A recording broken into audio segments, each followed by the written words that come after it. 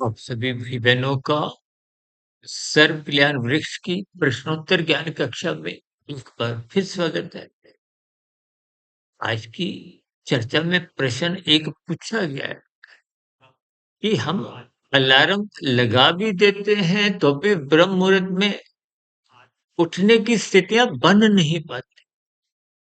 देखिए मुझे याद आ रहा है तकरीबन 1 डेढ़ 2 वर्ष पहले हमने अलार्म की स्थितियों पे ही एक संध्या बेला ज्ञान कक्षा में एक वीडियो प्रसारित की थी।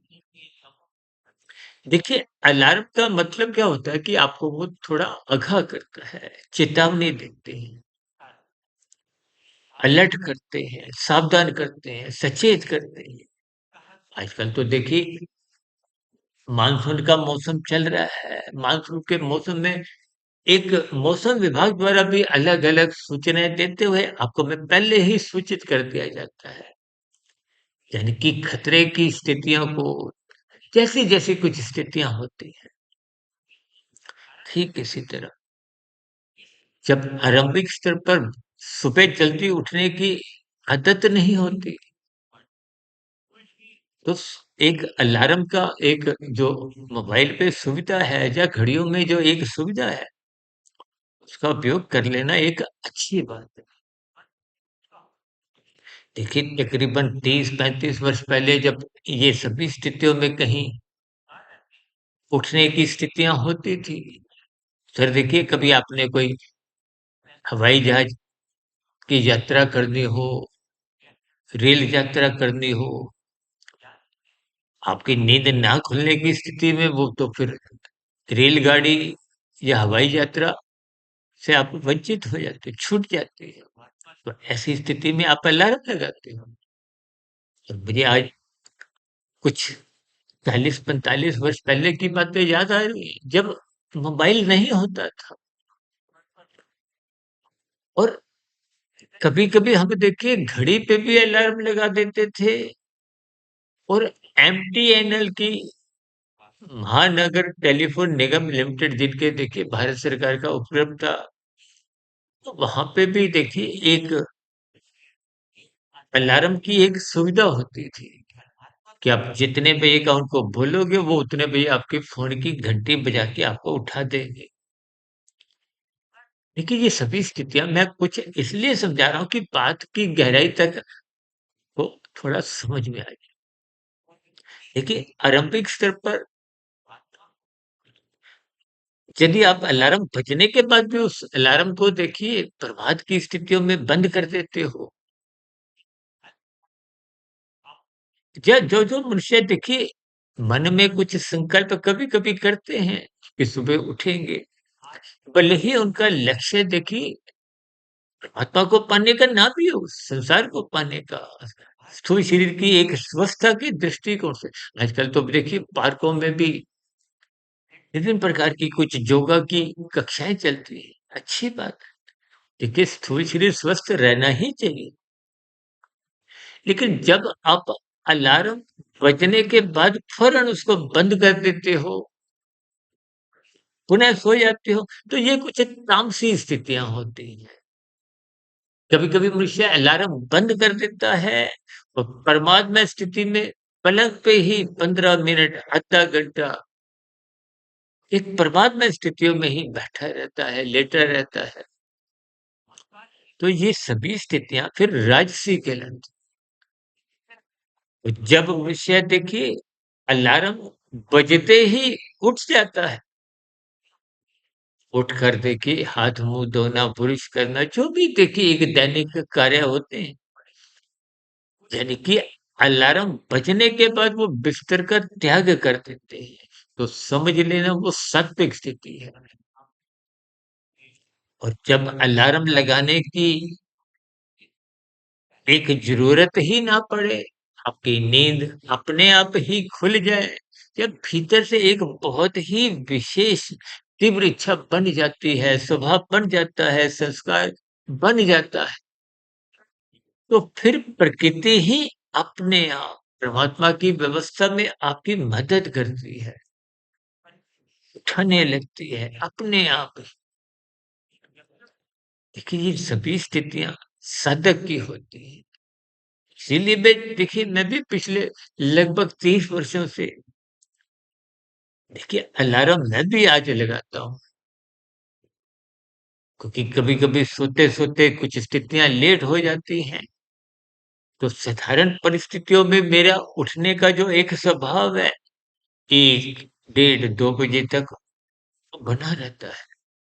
और कभी-कभी तो 12 साढ़े 12 भी कुछ नींद पूरी होने की स्थिति के बाद भी देखिए, पूरी का मतलब देखिए इतना ही है कि यदि आपको कोई बहुत अधिक तकलीफ नहीं, यूँ तो देखिए कभी-कभी 3-4 घंटे में नींद पूरी नहीं होती। हम तो एक बार आदर्श नींद से संबंधित हमने एक वीडियो बनाई थी 5 घंटे 20 मिनट। वो एक आदर्श नींद। हालाँकि उस बात से एक साधारण मनुष्य एक समर्थन नहीं करता, क्योंकि 1 घंटे तक की भी नींद देखिए सात्विक मानी जाती है। ये मेरा अपना एक व्यक्तिगत अनुभव कहो, एक विचार कहो। 6 घंटे से अधिक की जो नींद है 7 घंटे, साढ़े 7, 8 घंटे तक की, वो राजसी नींद है। और जो इससे भी अधिक नींद लेते हैं, वो तामसी नींद है। यूँ तो देखिए नींद अपने आप में ही तामसी है। देखिए ये सभी स्थितियों के अर्थ भावार्थ समझने होते हैं। शाब्दिक स्तर पर यूँ तो देखिए मनुष्य से नीचे की सभी योनियाँ तामसी हैं। अब पशुओं में देखिए गाय की पूजा होती है। गाय को सतोगुनी कहा गया है। घोड़े को, हाथी को रजोगुनी माना गया और कुत्ते को तामसी माना गया। जैसे पक्षियों में कबूतर को सात्विक माना गया है, तोते को राजसी माना गया है और कौवे को तामसी माना गया है। देखिए इनके पीछे की भी अलग-अलग स्थितियाँ आज हमारा विषय नहीं,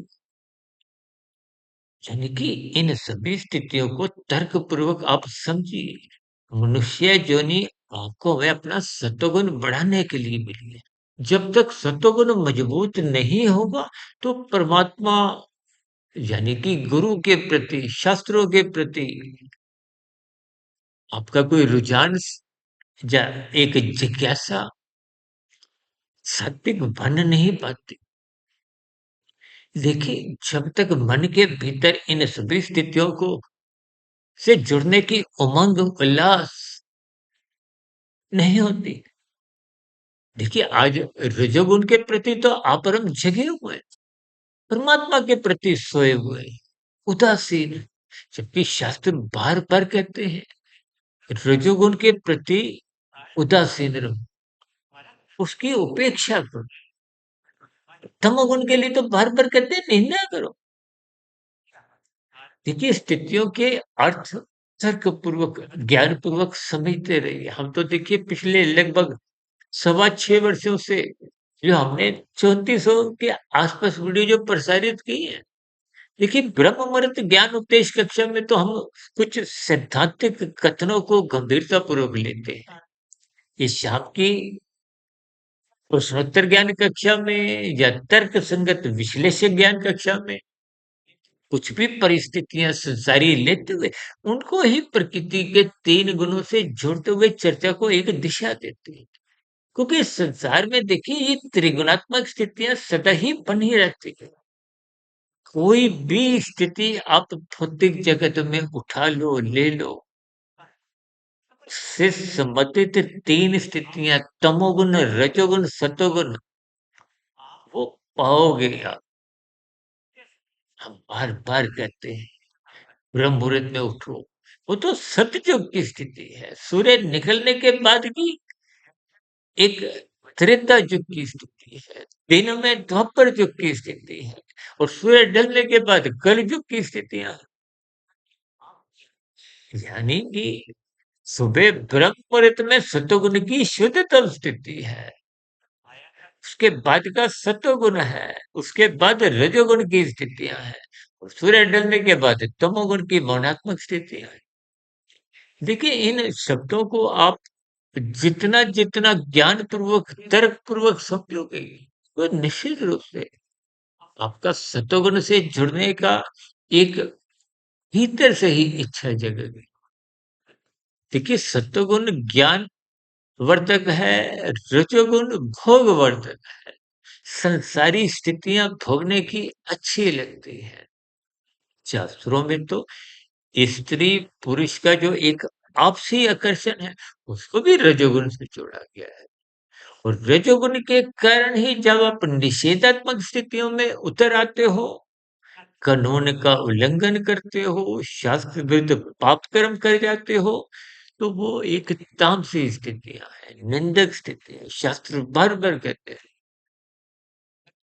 तमोगुण की निंदा, रजोगुण की उपेक्षा इसलिए कहा गया क्योंकि जब-जब रजोगुण बढ़ता है, तो वो बिगड़ता है।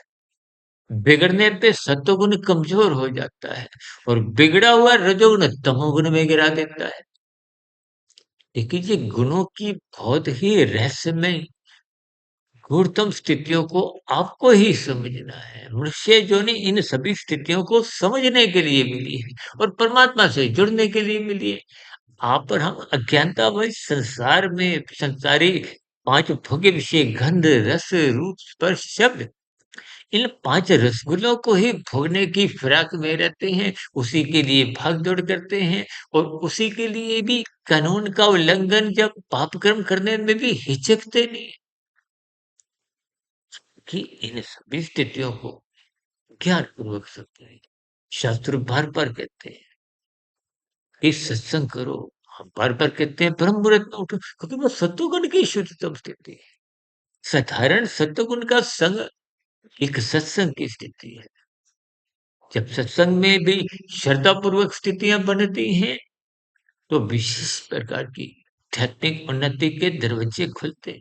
हम तो देखिए परमात्मा की प्रेरणा से इसीलिए ब्रह्म मुहूर्त समय विशेष की एक विशेष स्थिति बनाने का एक प्रयास करते हैं। इसलिए हमारी ब्रह्म मुहूर्त ज्ञान उपदेश कक्षा जो आरंभिक स्तर पर जो हमने आरंभ की थी, वो तो केवल ब्रह्म मुहूर्त की ही कक्षा होती थी।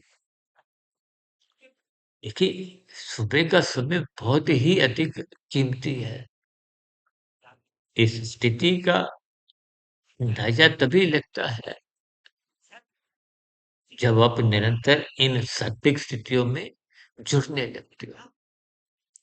देखिए, कभी-कभी वृद्धावस्था की स्थितियों में, युवावस्था में, किशोरावस्था में, राजसी स्थितियों में जो आपके बड़े बिगड़े हुए कार्य थे, उन पर पश्चाताप होने लगता है और कहीं-कहीं आत्मग्लानि भी होने लगती है। देखिए, पश्चाताप तन के स्तर पर, मन के स्तर पर होता है। आत्मग्लानि आत्मा के स्तर पर, कार्यशील के स्तर पर होने लगती है। देखिए, ये स्थितियाँ बहुत ही साधारण दिखते हुए, अब देखिए ना बात तो आरंभ हुई थी अलार्म से। अब अलार्म से ही मिलती-जुलती कई स्थितियों पर ये परमात्मा की प्रेरणा से, गुरुओं के आशीर्वाद से, वो स्थितियाँ अपने आप ही ब्रह्म मुहूर्त में बनने लगती हैं।